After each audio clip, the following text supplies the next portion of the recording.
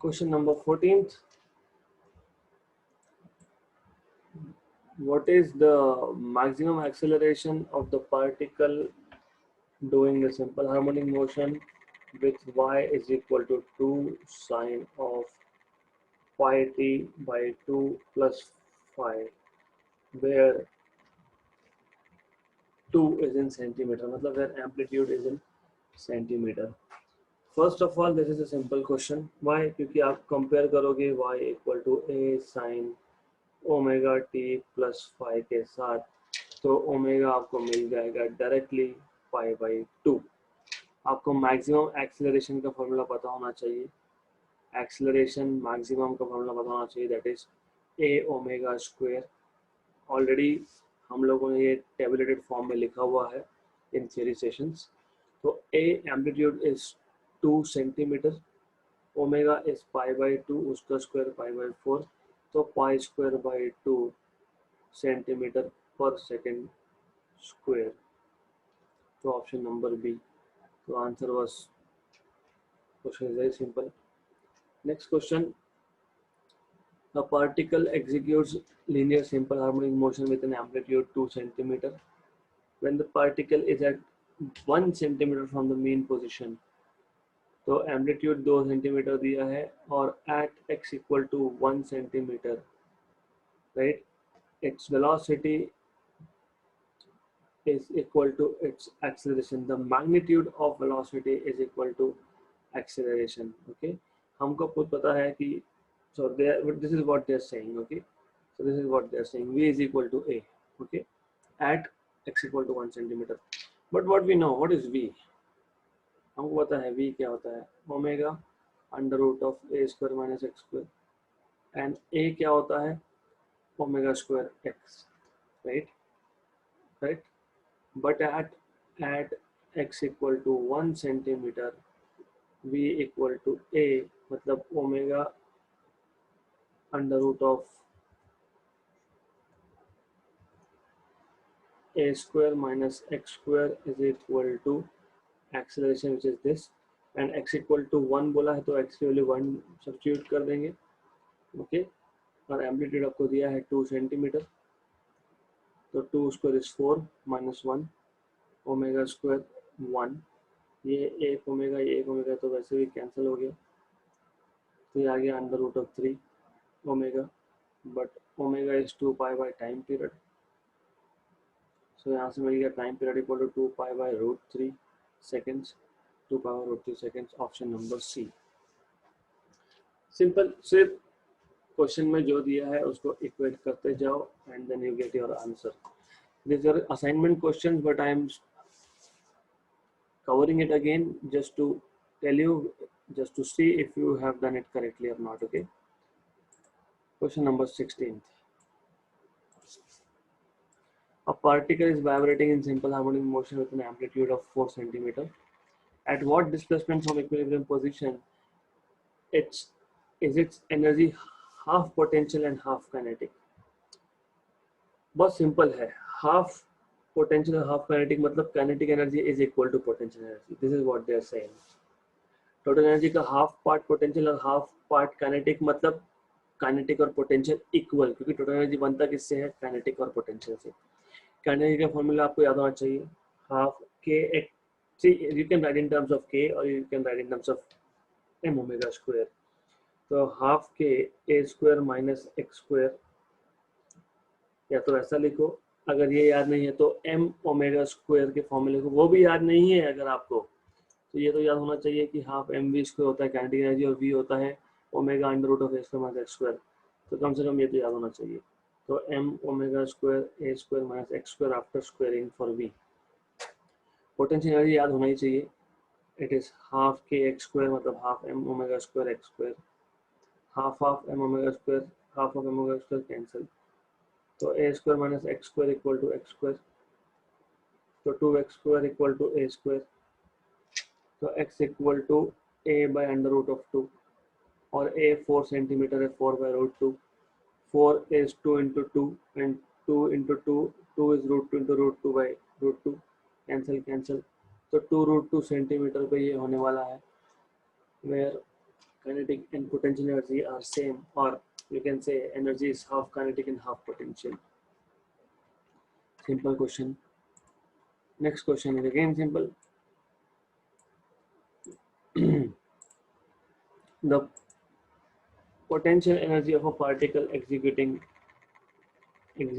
simple harmonic motion, that is half kx square, is equal to 2.5 joule. When its displacement is half the amplitude, okay, at x equal to half the amplitude, ऐसा बोला है, right? तो potential energy की value 2.5 कब है? when x equal to half the amplitude. The total energy of the particle would be, right? So there are two ways of solving it. I'll tell you the simplest. आपको क्या करना है, यहाँ पे total energy by potential energy का ratio ले लिया करो. टोटल एनर्जी पता होना चाहिए. It is always constant, that is half K A square. It is always constant upon half K X square. मैंने ऑलरेडी बताया, ये कैंसिल, ये कैंसिल, राइट? तो ये मिल गया आपको A square by X square, where a is amplitude by the way, so capital A. Okay, capital A डाल रहा हूँ मैं यहाँ पे, right? This was important. Why this was important? Because यहाँ से हमको पता लग जाएगा a by x is 2, simple है ना, a by x is 2. तो total energy is what? Total energy is a by x का square into potential energy. But according to the given condition, a by x is 2. Therefore, total energy is nothing but 10 joules, क्योंकि a by x is 2 square, and potential energy is 2.5. So 4 into 2.5 is 10 joule. Answer number B. Simple question. Right. Extremely simple question. ये एक method ratio ले लिया. दूसरा method वही है, घुमा फिरा के वैसा ही है. You know what you can do is this. ये जो था मेरे पास, what I could have done is here in this case, half k, x is a by 2, so a square by 4, 2.5, right? ये है काइनेटिक एनर्जी, टोटल एनर्जी हो गया. This is total energy, तो total energy bye 4 is 2.5, तो total energy is 10. खत्म. तो एक ही चीज है वो. I prefer this method क्योंकि I don't have to do more calculations. मेरे लिए तो orally हो गया ये 10 joule आंसर आने वाला है, तो it is that simple. For any simple harmonic motion, amplitude is 6. For any नहीं हो सकता, for n हो सकता है. For n simple, for a simple harmonic motion, okay, better. If instantaneous potential energy is half the total energy, then the distance from the mean position is. Instantaneous potential energy is half the total energy. Actually ये question solve करने की जरूरत ही नहीं है हमको. क्यों नहीं है? अभी तो हमने किया. अगर आपको याद होगा, this one है ना, हाफ पोटेंशियल हाफ टोटल कब होता है? अगर एम्पलीट्यूड आपके पास 4 है तो a by √2 पे होता है. a by, अभी देखा हम लोगों ने, at x equal to amplitude by √2, half is potential half is kinetic. हाँ, तो फिर अभी आपको क्या दिया है? We have already seen this. आप वापस सॉल्व कर सकते हो if you want. If you want, you can solve it again. But if you remember such things, at x equal to a by √2, half is kinetic, half is potential, right? Okay. तो a की value दी है 6 by √2. तो 6 is 3 into √2 into √2, क्योंकि 3 into 2 upon √2. 3 into √2 is 1.414.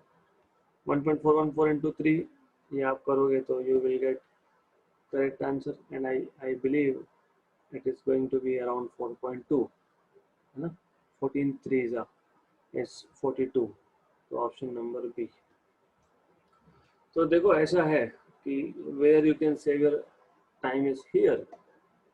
वापस से क्यों solve करूँ? अभी तो किया था मैंने. x equal to a by √2 पे kinetic and potential energy are like equal, so I don't want to do it again. Simple.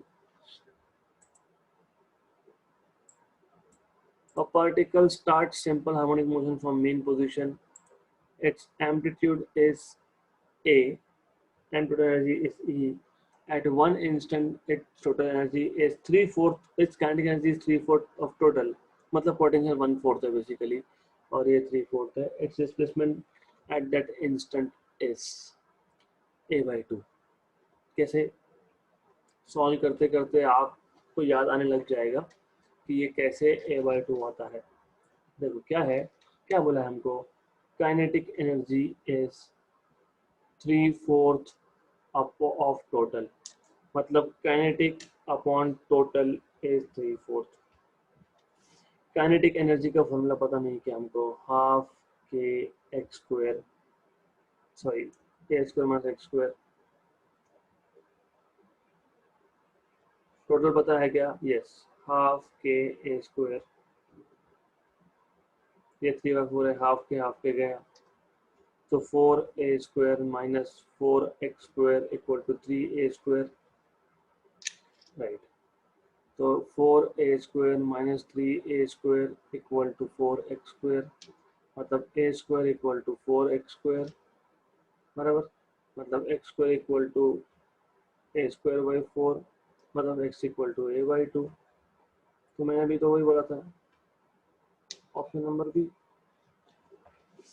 तो अभी याद रहना चाहिए आपको, हाफ द एम्पलीट्यूड पे kinetic energy is 3/4 of total, potential energy is 1/4 of total.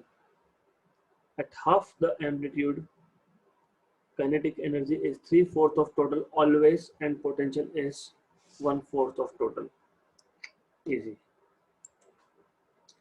The amplitude of a particle executing SHM, amplitude is made 3/4, keeping its period constant.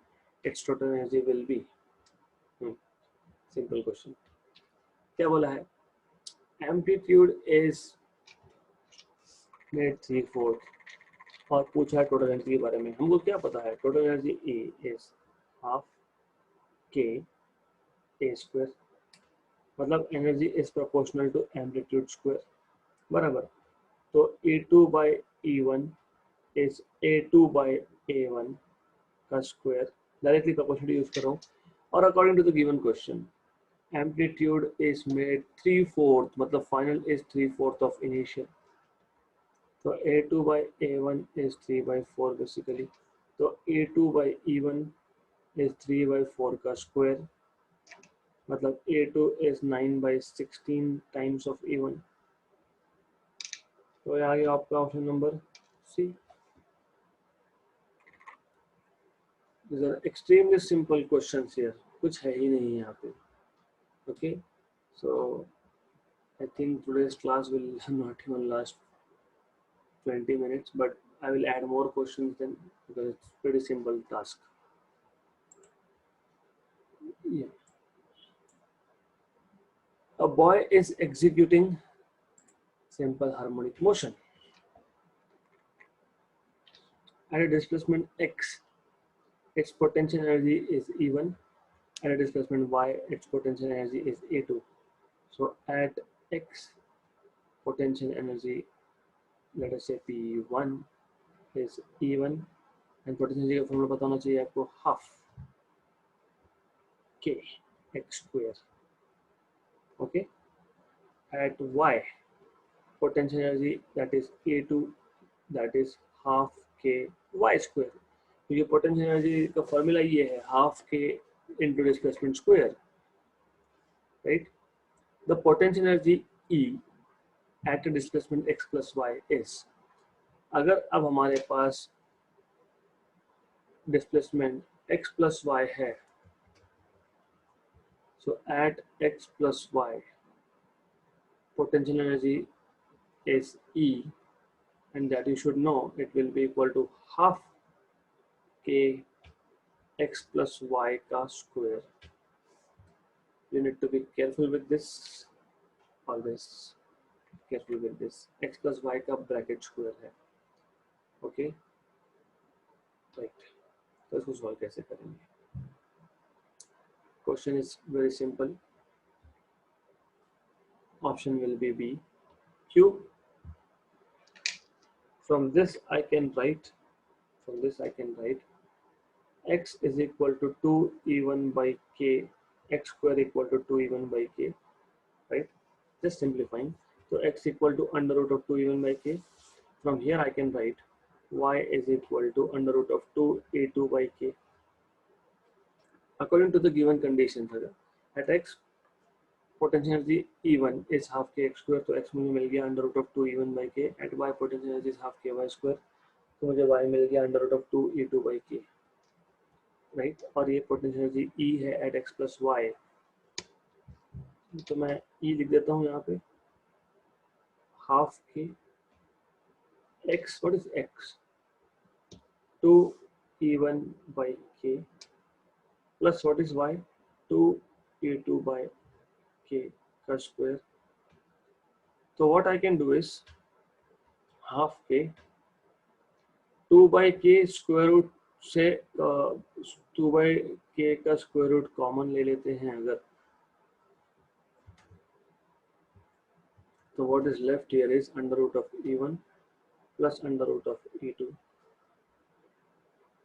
square, और ये square होके बाहर आएगा, तो E is equal to k by 2 बाहर का, और 2 by k अंदर से आया, under root of E1 plus under root of E2 का square, cancel cancel cancel cancel, right. E equal to under root of E1 plus E2 square. अभी square root ले लो, तो under root of E is equal to under root of E1 plus under root of E2.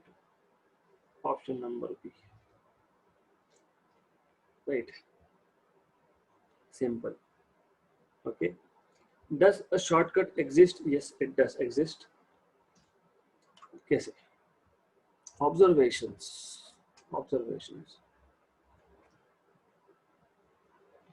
मैं direct लिख सकता था यहाँ से, मैं डायरेक्टली बोल सकता था what I see from here is E1 is proportional to x square. That means displacement is proportional to under root of potential energy. For y, displacement is proportional to under root of potential energy. For x plus y, that is proportional to E. अब तीनों को combine कर दो, खत्म हो गया question.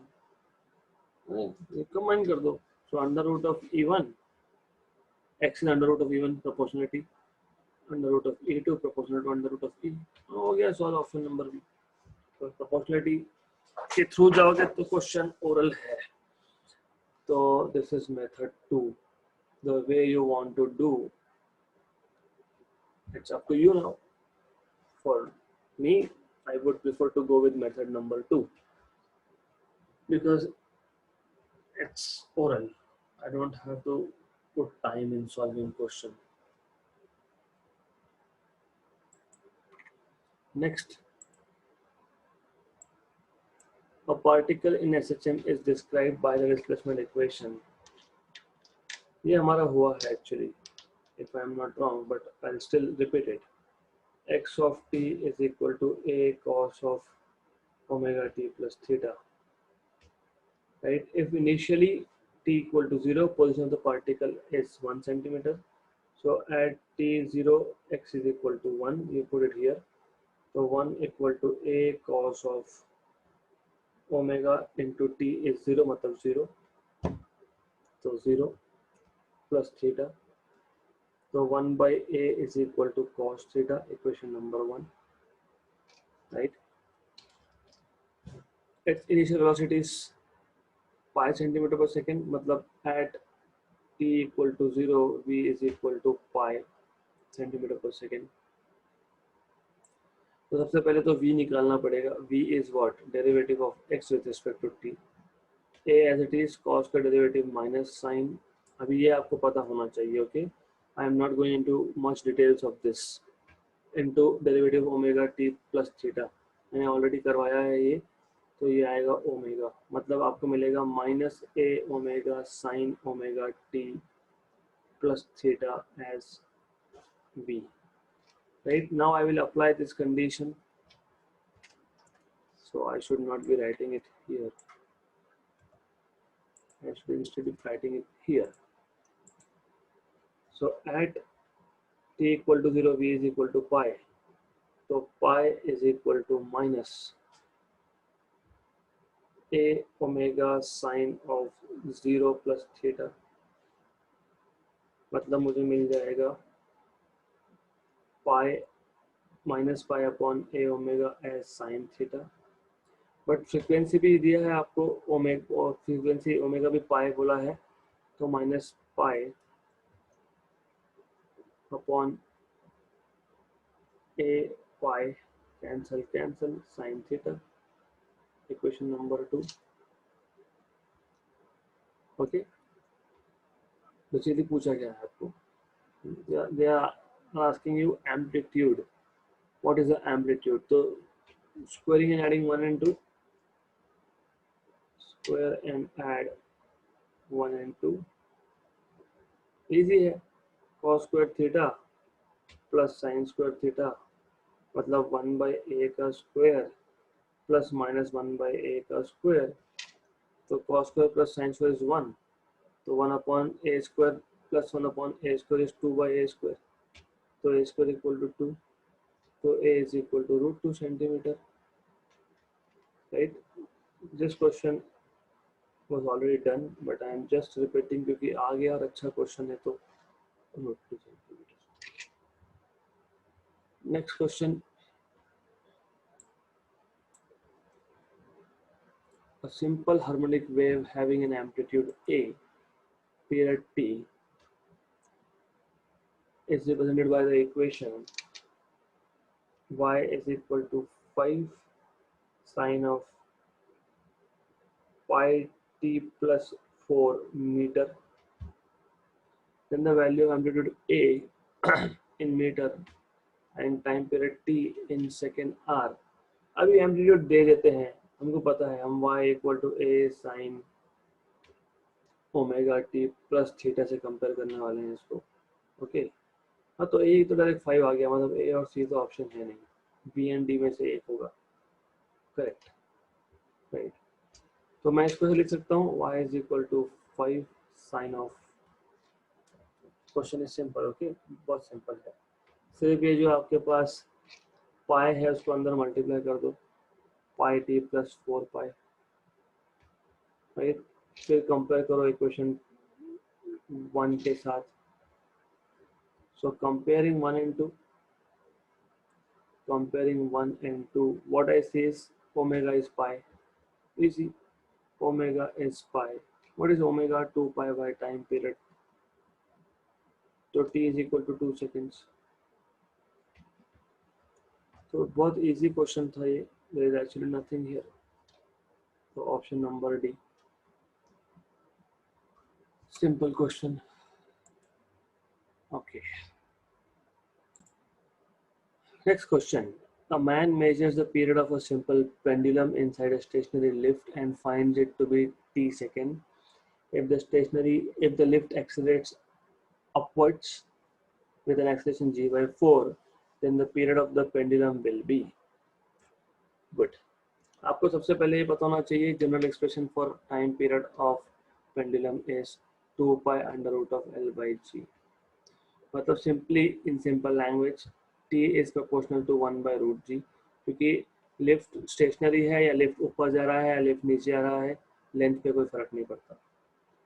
फर्क किस पे पड़ता है? एक्सीलरेशन पे.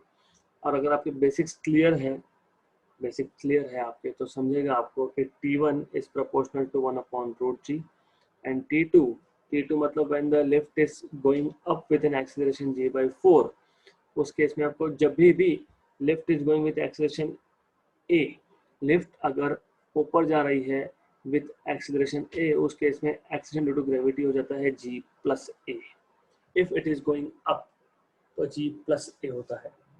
If it is going up g plus a होता है. If it is coming down g minus a होता है. ये आपको पता होना चाहिए. ओके, तो T2 by T1 is equal to under root of G upon G plus A, right. Under root of G upon G plus A, ये G by 4 बोला है उन्होंने क्वेश्चन में, this acceleration is G by 4, तो this is equal to G upon 5g by 4, cancel cancel, तो t2 is equal to under root of 4 by 5 times of t1, तो आ गया under root of 4 by 5 times of t1, under root of 4 मतलब 2 by root 5 times of t, option number C, question was nothing, simple, right. Next question, a simple pendulum is executing simple harmonic motion with a period t if the length of the pendulum is increased by, मतलब L2 जो है वो L1 plus 21% of L1 है ना, right, length को आपने 21% से change कर दिया, मतलब किसका, compare to what, compare to original length, तो इसलिए 21% ऑफ L1, तो ये आएगा L1 plus 0.21 times of L1, तो ये आएगा आपका 1.21 टाइम्स ऑफ L1, तो आपको L2 बाई L1 रेशियो मिल गया 1.21 टाइम्स, 1.21 आ गया, good. The percentage increase in the time period of the pendulum is, percentage increase in time period, मैंने हमेशा बोला है आपको ऐसे केसेस में हमेशा T2 minus T1 final minus initial upon initial into 100 होता है, ऑलवेज ऑलवेज, मतलब मैं इसको लिख सकता हूँ T2 by T1 minus T1 by T1 is 1 into 100, क्यों कर रहा हूँ, क्योंकि मुझे ये पता है time period T is proportional to length, अभी अभी बताया था मैंने, बराबर, अभी अभी हमने लास्ट एग्जांपल में किया, ओके, तो ये आ जाएगा आपका T2 by T1 will be L2 by L1 का रूट, गुड, तो ये आ जाएगा आपका L2 बाई L1 का root minus 1 into 100, this is not 4, okay, this is L1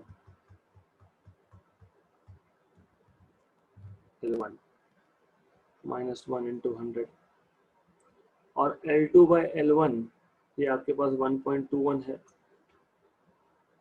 1.21 मतलब 121 by 100, ये तो पता होना ही चाहिए आपको, minus 1 into 100, under root of 121 is 11, ये by 10 minus 1 into 100,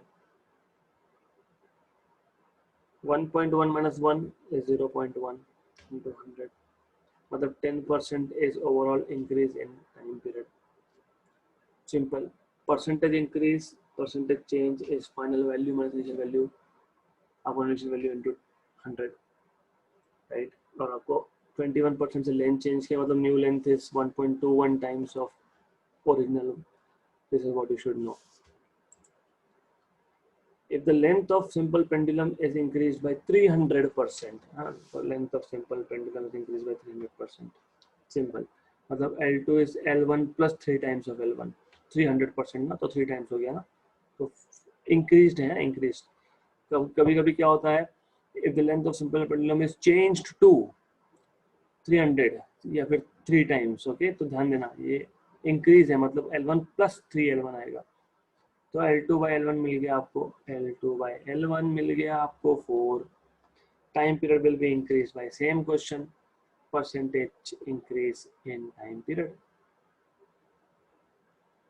is nothing but T2 by T1 minus 1 into 100, और आपको पता है T is proportional to root of L, मतलब T2 by T1 is equal to root of L2 by L1, मतलब root of 4 that is 2, right, correct, तो 2 minus 1 into 100 मतलब 100% change हुआ, तो option number A, question simple था, बहुत ही simple था।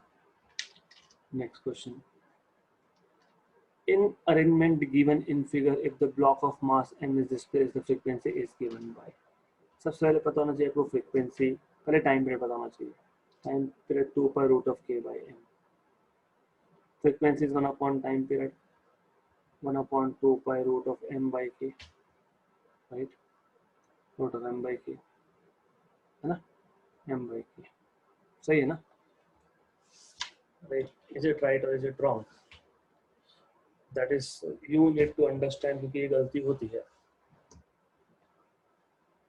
you have to know where you are going wrong, Good. So Omega as is a just we are into recording. Okay. Yes. So it is 1 upon it is 2 pi by omega. अगर गलती हो रही होगी तो अगर गलती हो रही हो जस्ट फॉर बीइंग श्योर और ओमेगा आपको पता है ओमेगा आपको पता होना भी चाहिए right K equal to M omega square तो omega square is K by M मतलब omega is root of K by M root of K by M okay so frequency is 1 by time period and that is 1 upon 2 pi under root of k by m ऐसा होता है frequency right इसका मतलब ये कि option C और D तो आने से रहा तो ए और बी में से एक और बी होगा ओरल क्वेश्चन क्यों क्योंकि जब दो से ज्यादा स्प्रिंग होती है तो हमको देखना होता है कि ये स्प्रिंग्स पैरेलल में है या ये स्प्रिंग सीरीज में है तो यहाँ पे आ जाता है कि इक्विवेलेंट हमारे केस में ये जो है दीज आर इन पैरेलल क्यों इन पैरेलल क्योंकि मैं इस अरेंजमेंट को ऐसा लिख कर सकता हूँ I can put a mass m and I can put a spring here and I can put a spring here okay क्यों क्योंकि parallel combination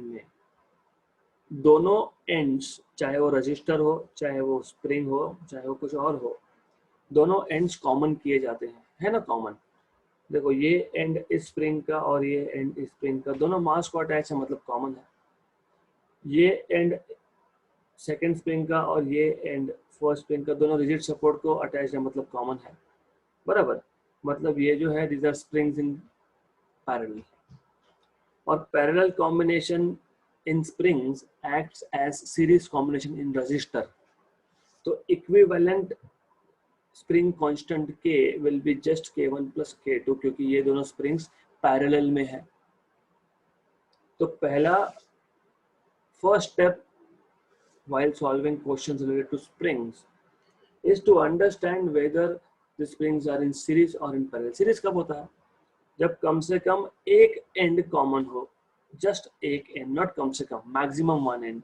only one end not maximum minimum एक एंड कॉमन होना चाहिए यहाँ पे दोनों है तो दोनों एंड जब कॉमन होते हैं तो पैरेलल होता है and parallel combination of spring formula is equivalent to formula of resistance in series मतलब ऐड करोगे तो n बन जाएगा 1/2 pi under root of k1 plus k2 by n तो ये ओरल क्वेश्चन था बी